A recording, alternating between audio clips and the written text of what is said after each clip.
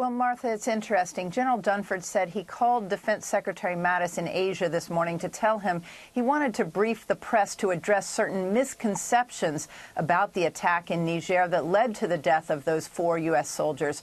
We now know the U.S. troops arrived in the village 85 miles north of the capital on October 3rd and stayed overnight.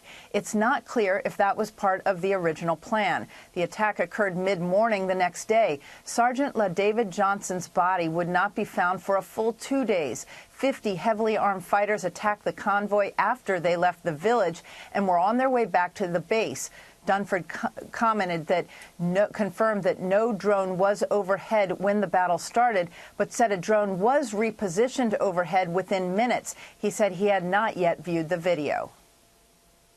Who found Sergeant Johnson's body? The body was reported by Nigerian forces to U.S. forces. General Dunford, when did you alert the White House there? We notified the White House as soon as we had a soldier that was missing. It was probably around 9 or 9:30 Washington, D.C. time, the night of the 4th.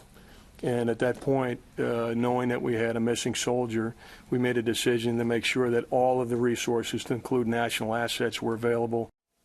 General Dunford provided a new timeline as to when the U.S. troops called for support, a full hour after first contact with the enemy.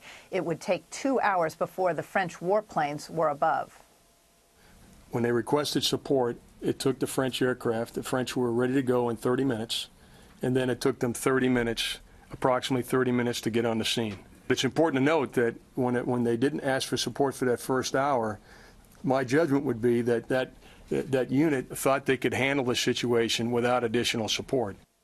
That's different from the timeline first provided by the Pentagon that French warplanes were on site within 30 minutes. Fox News learned today the U.S. troops did not communicate with the French jets above, and those warplanes never dropped any bombs.